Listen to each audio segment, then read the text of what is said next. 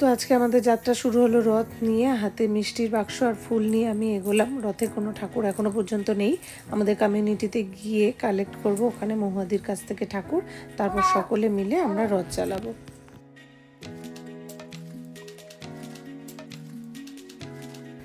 তো আমরা চারজন এখন বেরিয়ে পড়েছি। ভালো করে ফলো করলে দেখতে পারবেন আমরা চারজনেই কিন্তু হলুদ রঙের জামা পরেছি, কারণ রথে হলুদ রঙের জামা পরাটা শুভ। মা সকালবেলা বলছিল হলুদ রঙের জামা আমাদের সকলেরই রয়েছে।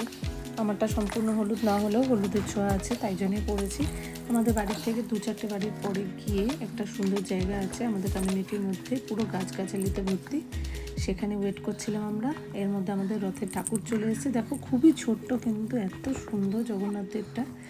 সুদীপ্ত দার মহাদি নিয়ে এলো, মহাদি হাতে করে নিয়ে এলো। সেটাকে এবার স্থাপন করে দিলাম ওখানে। আমি লাইটটা জ্বালাতেই ভুলে গেলাম, আর লাইটটা এতটাই এই সাইডটায় ছিল যে লাইটটা ঠিকঠাক জ্বলছিলও না।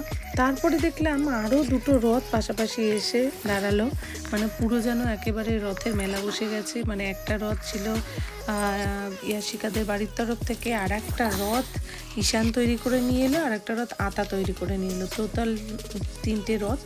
আমি রথের মধ্যে আবার একটা অর্কিড ফুল আর একটা লাড্ডু আর একটু জিলিপি দিয়ে দিলাম, কিন্তু ঠাকুরটা ছোট বলে সব ঢাকাই পড়ে গেল ভোগে আর ফুলে।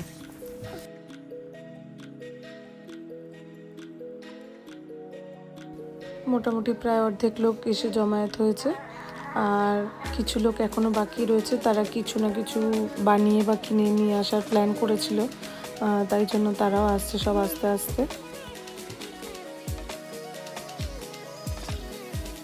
মহুয়াদির মেয়ে নিচে এসে বললো যে কিভাবে দেবো আন্টি, ফুলগুলো একটু দেখিয়ে দাও। তাই ওকে দেখিয়ে দিলাম যে ছোট ছোট ফুল, আর ঠাকুর যেহেতু ছোট, ঠিক কিভাবে দিলে ফুলগুলো ঠিকঠাক থাকবে।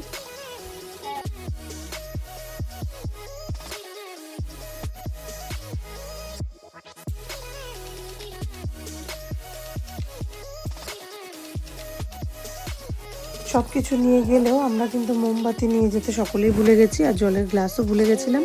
তাই ওপর থেকে সুভাষদা মোমবাতি আর জলের গ্লাস নিয়ে এসে সেটা পরিপূর্ণ করে দিল।